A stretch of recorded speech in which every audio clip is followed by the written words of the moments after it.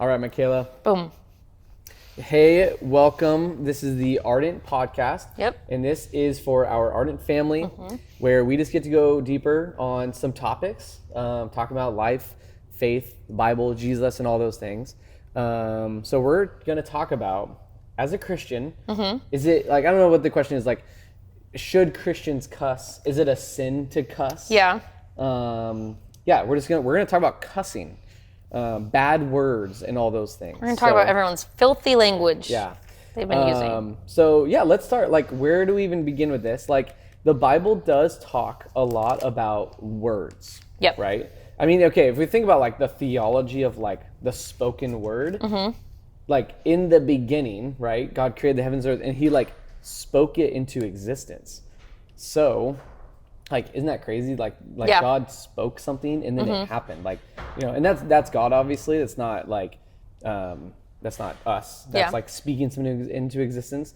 But that's just kind of crazy. And like Jesus, you know, used words and he taught, right? What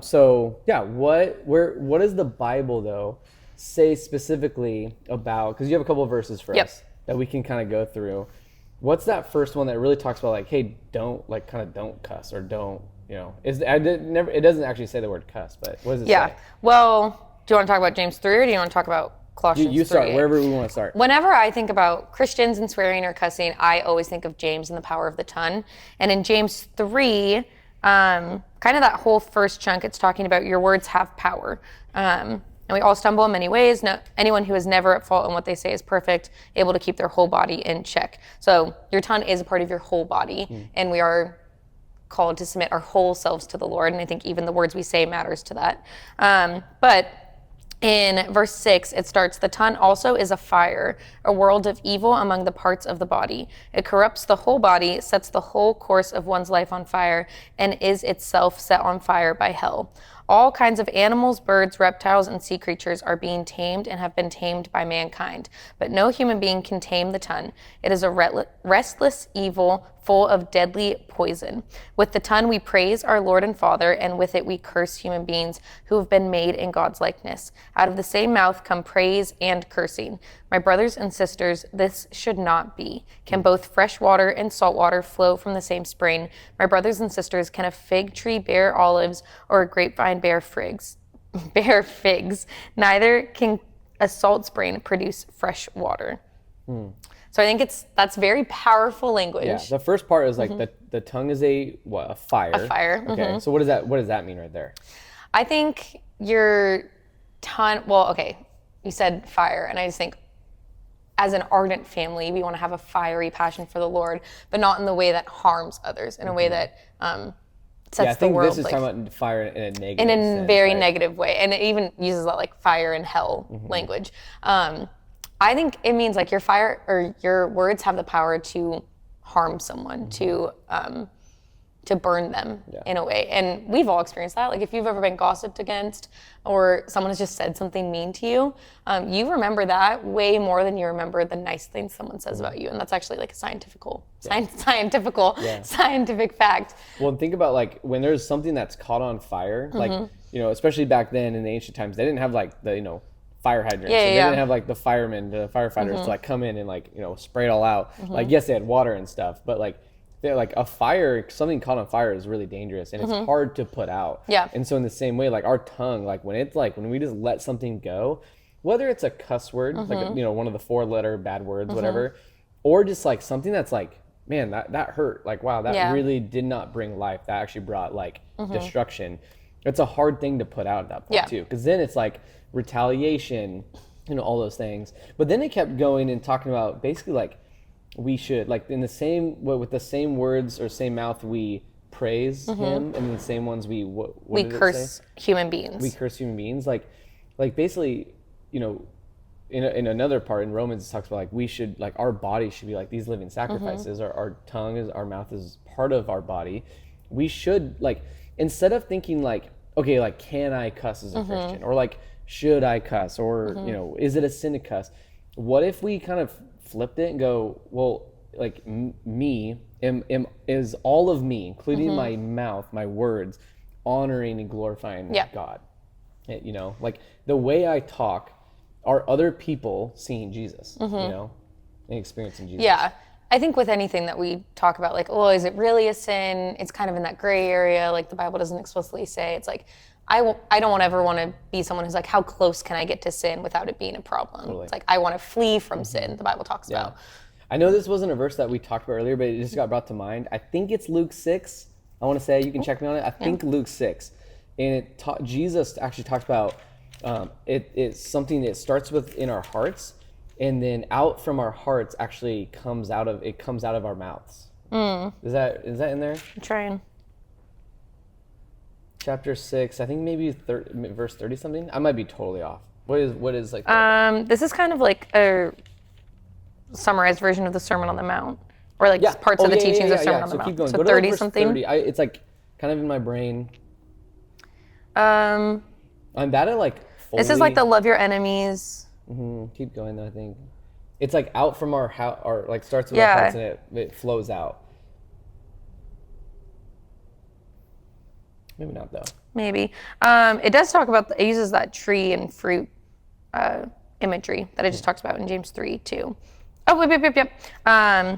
6:45, a good man brings good things out of the good stored up in his heart, and an evil man brings evil things out of the evil stored up in his heart. For the mouth speaks what the heart is full of. There it is, yeah. For the mouth speaks what the heart is full of. And like, it's like, I think instead of asking the question like, is it a sin to cuss? Can we cuss? Like, well, like let's check in, like what's our hearts? Like why do we want to do that? You know? And then also like, I'm actually kind of less concerned. I mean let's go to the next verse. The one in Hebrew, is it Hebrew? Oh wait. Colossians? Or Ephesians? Ephesians. The unwholesome talk. Yeah. I think, because that's the one I always go to.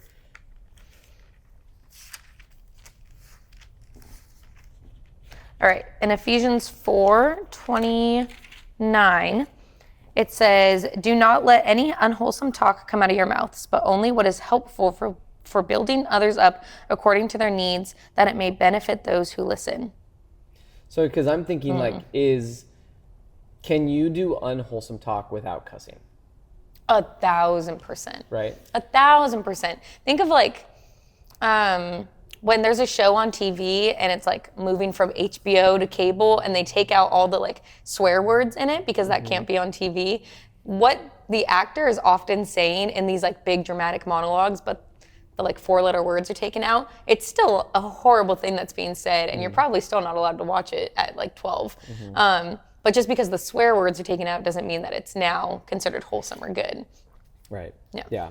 But also too, like, I could say just something mean. I mean, little kids don't know swear words often, but they say I hate you a lot. Yeah. And hate is a very powerful word. Yeah. Hate is a very powerful word that is used against others to bring them down and to not build them up. And even this goes on in 30, and do not grieve the Holy Spirit of God, with whom you are sealed for the day of redemption. Get rid of all bitterness, rage and anger, brawling and slander, along with every form of malice. Be kind and compassionate to one another, forgiving each other, just as Christ God forgave you.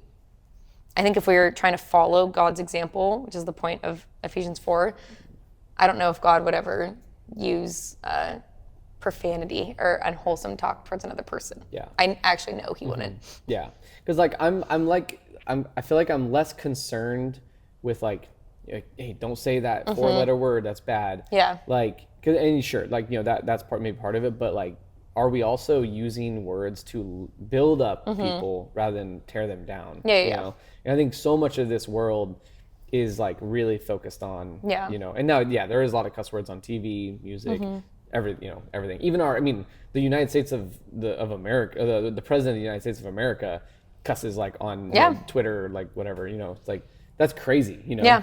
Like there's so much like cussing, but there's also even more like unwholesome and like degrading and just straight up like mean slander going on without like the cuss words. So I think that's what the Bible is more talking about, you know? Yeah, for sure. And I think too, we were talking about this a little bit in my own story. I grew up learning to swear because I thought it made me cool. Like I heard my friends saying it and I thought Like if I add this expletive to my language, then like I'll be cooler, or this will make what I'm saying seem more important.